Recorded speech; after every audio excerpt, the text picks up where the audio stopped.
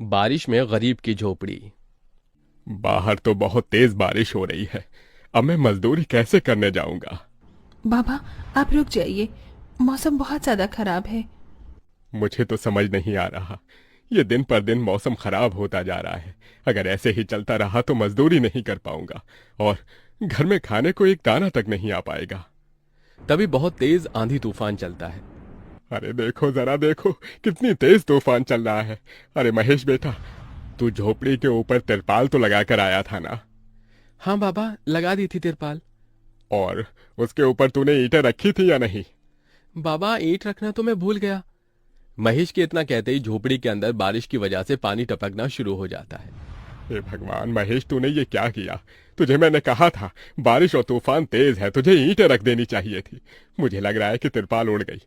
चल चल मेरे साथ चल। अब तुझे मेरे साथ भीगते हुए मेहनत करनी होगी, नहीं तो पूरे घर में पानी ही पानी भर जाएगा।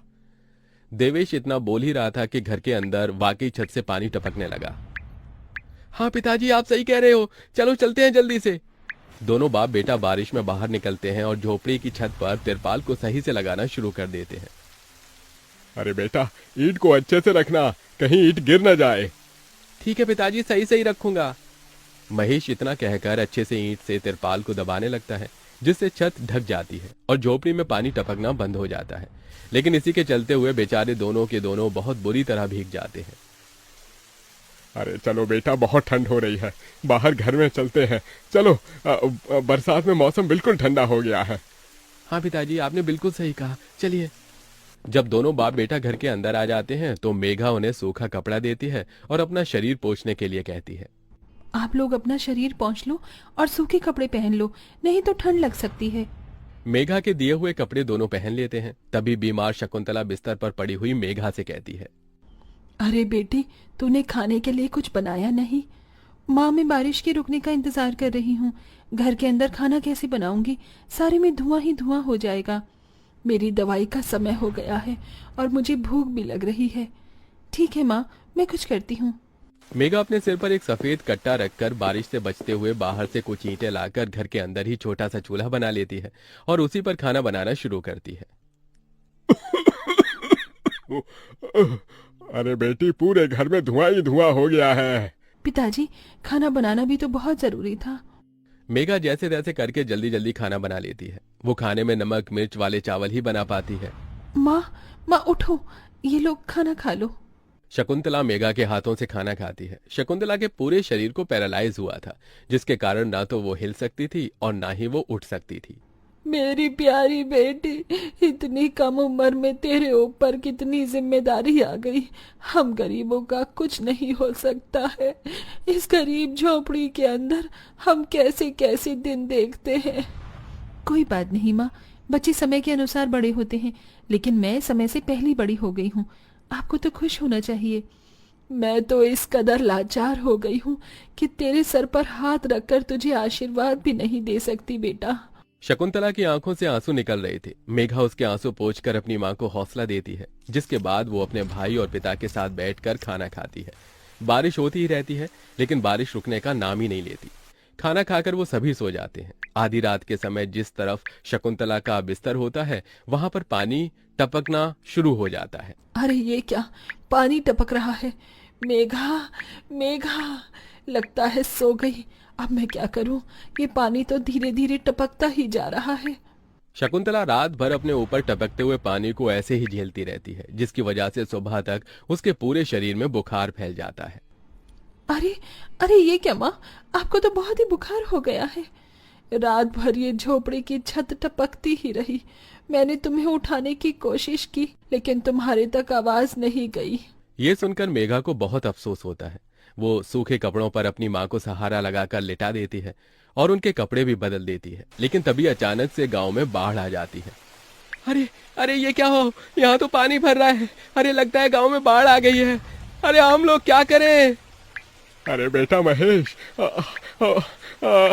अरे भाई, अपनी माँ को कंधे पर उठा, नहीं तो हम सभी बह जाएंगे। अरे पानी में कोई जुगाड़ करता हूँ बेटा। देवेश फौरन घर के बाहर जाता है। जहां वो आसपास देखता है, उसे एक रेडी दिखाई देती है। देवेश उसे लेकर आता है, जिस पर शकुंतला को लिटा देता है। अरे चारों तरफ पानी ही पानी हो रहा है, हमें अब यहाँ से जाना होगा, नहीं तो पानी में हम डूब जाएंगे। तभी अचानक से उनकी झोपड़ी पानी में डूबकर बह जाती है। हमारी झोपड़ी चली गई। बेटी, अब हमें भी यहाँ से चलना होगा। तुम्हारी माँ को यहाँ से किसी ऊंचे स्तर पर लेकर जाना होगा।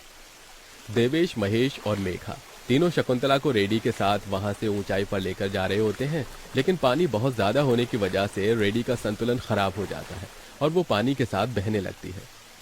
पिताजी, पिताजी, माँ रेडी के साथ पानी में बहते हुए जा रही हैं। हे भगवान, अब हम लोग क्या करें? अरे हम लोग भी डूब रहे हैं। कोई सहारा मिलेगा तो हम यहाँ से बाहर निकल पाएंगे, नहीं तो पता नहीं आज क्या होगा। हे भगवान, कोई हमारी मदद करो। हे ऊपर वाले, कुछ तो करो। तभी मेघा को एक बड़ी सी लकड़ी का सहारा मिलता है। वो उस लकड़ी के सहारे अपने पिता और भाई को भी बचा लेती है, जिसके बाद वो तीनों लकड़ी के सहारे तैरते हुए एक ऊंचे स्तर पर पहुंच जाते हैं, जहां पर काफी लोग होते हैं। हे भगवान, मेरी 8 साल की बेटी थी, कहीं नजर नहीं आ रही। इस बाढ़ के कारण वो पता नहीं कहां पानी के साथ ही बहती चली गई।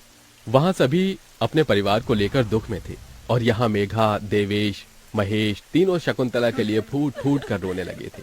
मेरी माँ पता नहीं कहाँ चली गई, पता नहीं किस हाल में होंगी वो। क्या वो अभी जिंदा होंगी या नहीं? तुम ये कैसी बातें कर रही हो? हौसला रखो, सब कुछ ठीक हो जाएगा। माँ वापस आएंगी। ये देखो, सरकारी लोग हमारी मदद कर रहे हैं, बिछड़े हुए परिवार के सदस्यों को ढूंढ कर ला रहे हैं। महेश, मेघा और देवेश तीनों शकुंतला की राह देखते ही रह जाते हैं, लेकिन सरकारी आदमियों को भी शकुंतला की न तो लाश मिलती है और न ही उसका कोई अता पता, जिसके कारण अब उन्हें यही लगता है कि शकुंतला दुनिया में नहीं रही। इतनी बारिश हो रही है, माँ का तो कुछ पता नहीं। अब हमें हमारे लिए कुछ करना होगा। तुम सही कह रही हो बेटी, अब हमें कुछ न कुछ तो करना ही होगा। देवेश और महेश दोनों बाप बेटे जंगल से लकड़ियां इकट्ठी करके वहां झोपड़ी बनाने की कोशिश करते हैं, लेकिन बार बार बारिश के पानी की वजह से उनकी झोपड़ी बन ही नहीं पाती। बारिश बहुत जोरों से हो रही है, मैं यहाँ वहाँ से पन्नियाँ इकट्ठी करती हूँ। मेघा पन्नियां इकट्ठा करती है और उन्हें जोड़कर तैयार करती है, जिसे वो अपने पिता और भाई के ऊपर रखकर उन्हें बारिश से बचाने की कोशिश करती है। और इसी के चलते महेश और देवेश झोपड़ी बना लेते हैं और उसमें वो सब रहने लगते हैं। चलो, हमने जैसे तैसे करके अपने लिए मजबूत झोपड़ी तो बना ली। काश माँ और मिल जाती तो अच्छा होता। मेघा अफसोस करते हुए रो रही थी कि तभी उसे झोपड़ी के बाहर से अपनी माँ की आवाज आती है। मेघा, महेश, कहाँ हो तुम दोनों?